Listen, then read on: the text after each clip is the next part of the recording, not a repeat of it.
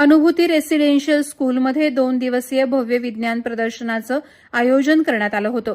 Robotics technology, artificial तंत्रज्ञानातून शाश्वतता यासह पाणी, वीज, शेती अशा विविध विषयांना धरून वेगवेगळे असे 50च्या वर प्रोजेक्ट विद्यार्थ्यांनी स्वतः साकारून सादर केले. त्यात न्यूटनचा साधा नियम यापासून तर रोबोटिक्स, एआय, इलेक्ट्रोमेकॅनिकल अशा विषयांच्या प्रोजेक्ट्सची मांडणी सुद्धा विद्यार्थ्यांनी केली आहे. विज्ञान आणि आपल्या दैनंदिन जीवनात ज्या गोष्टींचा उपयोग होतो अशा बाबींचा या प्रदर्शनात समावेश केलाय. यामध्ये 3D printer technology, CNC plotter machine, radar system, infinity mirror, fire fighter robot, laser security system, windmill tree, शिलाई machine, air hockey, decorative light, laser security system, pin hole camera, smart door alarm, eye blink car control, न्यूटनचा नियम, ecology pyramid, मानवाचा सांगाडा अर्थात human कलेटन, मानवी शरीरातील फुफ्फुसांचं कार्य, robotics, breakout, RGB colour mixing, pantograph, radar system, air hockey, piezo electricity आणि vertical wind generator, water rocket असे अनेक विषयांवरील अत्याधुनिक प्रकल्पांची मांडणी अनुभूती निवासी स्कूलच्या विद्यार्थ्यांनी केली. ते पाहूया. Dharmendra Rajput, Jalgaon times news. है नमित जैन और ये मेरे साथ है देवयो अग्रवाल. हम दोनों 9th स्टैंडर्ड के स्टूडेंट्स हैं और हम अनुभूति रेजिडेंशियल स्कूल में पढ़ते हैं और ये हमारा 2025 का साइंस डे सेलिब्रेशन है और ये हमारा प्रोजेक्ट है मोटर बोट. अब ये हमारा मोटर बोट 3 प्रिंसिपल्स पे काम करता है. पहला प्रिंसिपल है लॉ ऑफ फ्लोटेशन. अब जो पानी रहता है, पानी एक अपथ्रस्ट या फिर एक बायन फोर्स डालता है इन प्लेट्स पर, जिसके वजह से ये प्लेट्स फ्लोट करते हैं. और दूसरा प्रिंसिपल है आर्किमिडीज प्रिंसिपल. और आर्किमिडीज प्रिंसिपल ये बताता है जब आप कोई ऑब्जेक्ट को पानी में डालते हैं तो ऑफकोर्स पानी का लेवल थोड़ा सा राइज होगा और जब वो पानी का लेवल राइज होता है, अगर आप उसका वेट और ये ऑब्जेक्ट का वेट कैलकुलेट करें तो वो दोनों वेट सिमिलर आएंगे. और तीसरा प्रिंसिपल है न्यूटन्स थर्ड लॉ. अब ये हमें बताता है every action has its opposite and equal reaction. अब इधर हमारा एक्शन होगा कि ये पंखे आगे जाएंगे. अब इनके लिए अपोजिट रिएक्शन ये होगा कि जो पानी का फोर्स है, ये पानी का फोर्स पीछे जाने लग जाएगा और ये दोनों फोर्सेस सेम रहेंगे.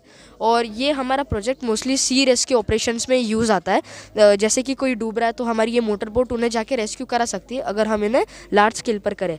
और ये बहुत सिंपली बनाया गया है. एक प्लास्टिक का कैन लिया है, उसके दोनों साइड पर 100 RPM की 2 मोटर लिए और उनसे हमने खुद से बनाए हुए विंग्स अटैच कर दिए और पॉजिटिव और नेगेटिव चार्जेस हम अगर इसको सप्लाई करेंगे तो ये बोट आगे भी जाएगी और ये पीछे भी आएगी. Thank you. मेरा नाम आरव बंडी है. मैं अनुभूति स्कूल का स्टूडेंट हूँ और ये मेरा पार्टनर शिवा देवसारकर है. ये भी अनुभूति स्कूल का स्टूडेंट है. तो आज हम अनुभूति स्कूल के स्टूडेंट्स ने साइंस डे की एग्जीबिशन पे एक आदित्य L1 का प्रोटोटाइप बनाया है, जिसमें हमें ये दिखाना है कि आदित्य L1 कैसे सक्सेसफुल हुआ और उसने क्या क्या काम किया.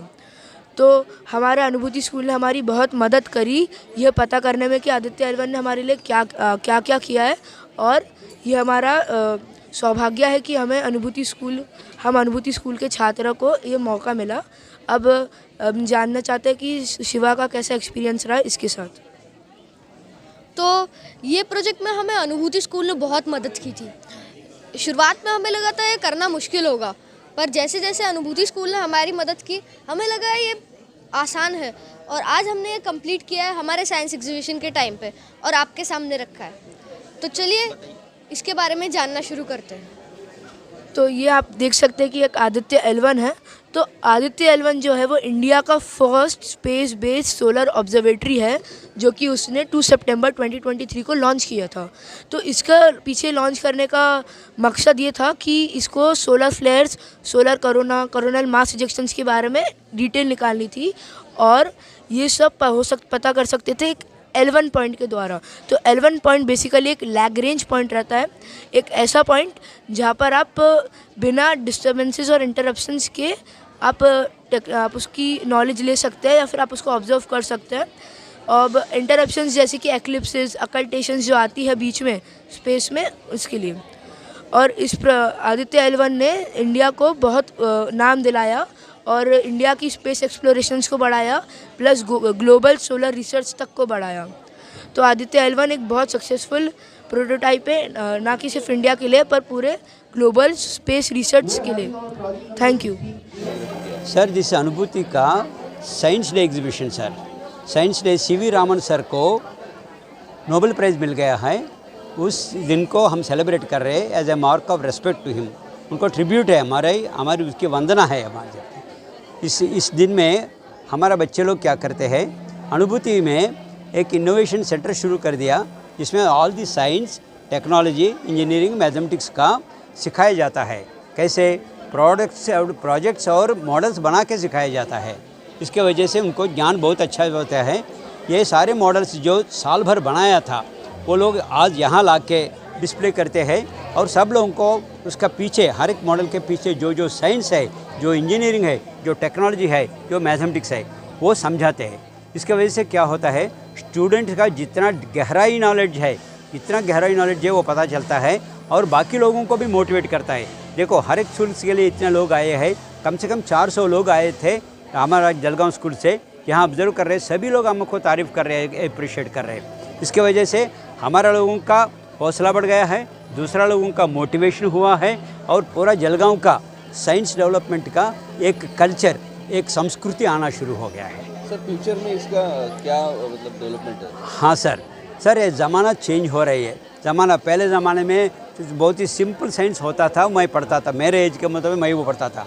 आजकल बच्चे लोग, सभी लोगों को मोबाइल टेक्नोलॉजी चाहिए, साइंस टेक्नोलॉजी से इलेक्ट्रॉनिक टेक्नोलॉजी चाहिए, रोबोटिक्स चाहिए। अभी लेटेस्ट का है आर्टिफिशियल इंटेलिजेंस एंड रोबोटिक्स, ये दोनों की ज़माना है। अभी कोई पुराना ज़माने का साइंस पढ़ने के लिए इतना इंटरेस्ट नहीं है, लेकिन इसमें इंटरेस्ट करने से पूरा अमेरिका, चाइना, रशिया या सभी पीपल हमारा हिंदुस्तान से मांग रहे हैं, कुछ लोग यहाँ पर भेज दो, हिंदुस्तान आपका बहुत अच्छा है, यहाँ पर भेज दो रोबोटिक। इसलिए बच्चे लोग साइंटिस्ट बनने के लिए बहुत ही उत्सुक है, बहुत ही इंटरेस्ट दिखा रहे हैं। वो IITs में भी जा रहे हैं, नॉन IITs में भी साइंस पढ़ के पूरा विश्व भर अपना हिंदुस्तान का लड़कियों का फैल आ जाता है। ये वाला फैल रहे, पूरा हिंदुस्तान में फैल रहे। इसके वजह से हमारे जाति का, हमारा हिंदुस्तान का, हमारा इंडियन का एक झंडा हर एक कंट्री में आर्टिफिशियल इंटेलिजेंस, रोबोटिक्स में फैलना शुरू हो गया है। मेरा नाम शुभेंदु पंडा है, मैं यहाँ पे साइंस टीचिंग करता हूँ। बेसिकली हमारे स्कूल में एक इनोवेशन सेंटर है, वहाँ पे स्टेम सिखाया जाता है, science, technology, engineering and mathematics. ये जो ब्रांचेस हैं ये सिखाया जाता है और वहाँ पे सिखाना नॉट ओनली टीचिंग के साथ साथ हम लोग हैंड्स ऑन काम करवाते हैं। स्टूडेंट बैठ के इन हैंड काम करते हैं और कुछ प्रोजेक्ट और मॉडल डेवलप करते हैं। यहाँ पे जो साइंस एग्जीबिशन चल रहा है उसमें टोटल 50 के आसपास प्रोजेक्ट हैं और बेसिक साइंस से लेकर, एकदम शुरुआत बेसिक साइंस से लेकर, न्यूटन्स क्रैडल से लेकर advance technology, robotics and aerodynamics के ऊपर भी प्रोजेक्ट बच्चों ने प्रेजेंट कर रहे हैं। उसके साथ साथ जो नया ज़माने का जो 3D प्रिंटिंग टेक्नोलॉजी और प्लॉटर कहाँ हम यूज़ करते हैं, ये सब चीज़ें भी बच्चे प्रेजेंट कर रहे हैं। ये हमारे जो फ्यूचर बच्चों के लिए भी ये एक मौका है कि वो अभी शुरुआत से इसके ऊपर काम कर रहे हैं। जैसे कि चाइनीज़ फिलोसोफर कन्फ्यूशियस ने बताए थे कि I hear and I forget, I see and I remember and I do and I understand. So our students are doing, they are learning and they are making. सुप्रभात सभी को, मेरा नाम प्रथम नाट है और इसका नाम आयुष बारी है। हम क्लास 6th के हम साइंस डे में लेज़र सिक्योरिटी सिस्टम और एक मैकेनिकल हैंड जो अपने हाथ को अंदर से रिप्रेजेंट करता है, वो प्रोजेक्ट बनाया हमने। ये जो लेज़र सिक्योरिटी सिस्टम है, ये बैंक्स, ज्वेलरी शॉप्स, बड़ी बड़ी कंपनीज और PM, मिनिस्टर, प्राइम मिनिस्टर और प्रेसिडेंट के इधर चोरी ना हो उसे प्रिवेंट करता है। तो ये जब अपन इसको चालू करेंगे का आवाज़ करेगा, लेकिन जैसे इस पे लेज़र गिरेगी LDR पे तो वो अपना आप बंद कर देगा। लेकिन अगर कोई इसके बीच से पास थ्रू होने लगा तो वो एकदम से ज़ोर से आवाज़ करने लगेगा, जिससे सब लोग अलर्ट हो जाएंगे और वो पकड़ा जाएगा। मैं आपको एक बार करके बताता हूँ। तो लेज़र को LDR पे डालूंगा तो ये कम हो जाएगा। अभी इसमें से कोई पास थ्रू करने गया ऐसे तो ये वापस आवाज़ करने लगेगा। ये बहुत चीज़ें भी प्रिवेंट करता है। और इसके साथ हमने एक मैकेनिकल हैंड बनाया है जिसके मदद से हम जो अपना रियल हैंड है उसको रिप्रेजेंट करते हैं। ये टेंडन्स है वाइट कलर के जो अपने हैंड को मूव करने में हेल्प करते हैं। ऐसे ये थंब है और ये 4 फिंगर्स है अपनी। इसके फायदे क्या हैं? इसके फ़ायदे जो ये हमें अंदर का सब बताता है कि अपना हैंड कैसे वर्क करता है।